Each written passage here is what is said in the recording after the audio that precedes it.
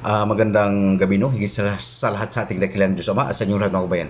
Mga kabayan, pag-usapan po natin itong Matthew 1:21. So ganito po mga kabayan, no?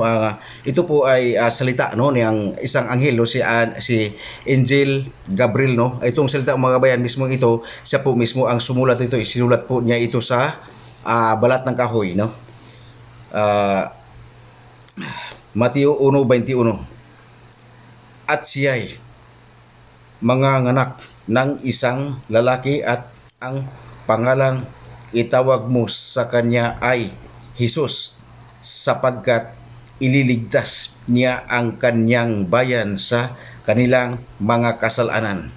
So ganun po yun, ito po yun mga kabayan, no? Yung sa Matthew 1:21. So, mga kabayan, dapat hindi Jesus to, kasi walang Jesus, di kilala ng dakilang Diyos ang Jesus sa Israel. Walang Jesus daw sa Israel at walang Kristo sa Israel. Dapat ito, Emmanuel ang tawag dito. Kasi ang kilala sa Israel, Emmanuel lang at saka Mesiyas, no? Ng ating dakilang Diyos Ama. So, dapat itong Jesus po, mga kabayan, ito po ay dapat tawag nito, Emmanuel, no? So, dito naman tayo po mga kabayan sa kung ano,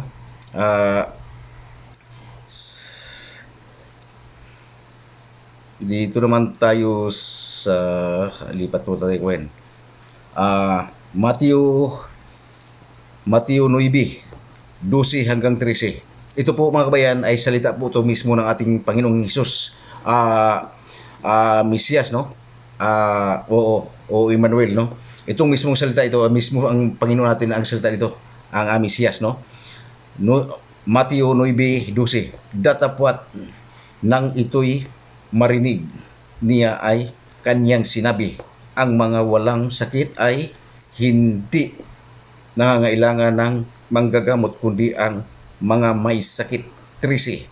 Datapwat magsihayo kayo at inyong pangaralan kung ano ang kahulugan nito, habag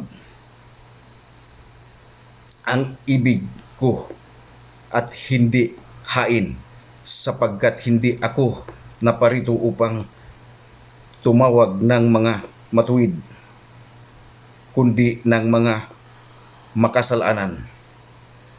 So ito po ang malinaw, no, na salita natin Panginoong Mesiyas po ito, no? At tandaan po niyo ito, no?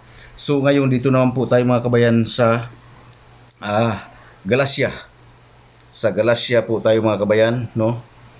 Sa Galacia 4:4 hanggang 5. Ngunit nang ang takdang panahon ay dumating, isinugo ng Diyos ang kanyang anak na ipinanganak ng isang babae at ipinanganak sa ilalim ng kautusan. 5. Ito ay upang tubusin ang mga nasa ilalim ng kautusan at upang matanggap natin ang pagkaampon bilang mga anak. So mga kabayan, ito po ay Galacia po mga kabayan, ito po ay walang katotohanan, pangunawaan nyo, no? Kasi ang salita po dito mga kabayan ay mga pagano, no? Mga pagano, hindi po ito totoo, no? Sa Galacia 4:4-5, hindi po ito totoo, no? Ito'y gawa-gawa lang po ng mga pagano, pangunawaan nyo, no? So ang totoo po dito, no, yung binasa ko kanina. So dito naman po tayo mga kabayan sa dito naman tayo sa mga kabayan, pangunawaan ninyo to. Dito naman tayo mga kabayan sa 1 Korinto 1:10. So mga kabayan, no, ang nakasulat dito, mga lubos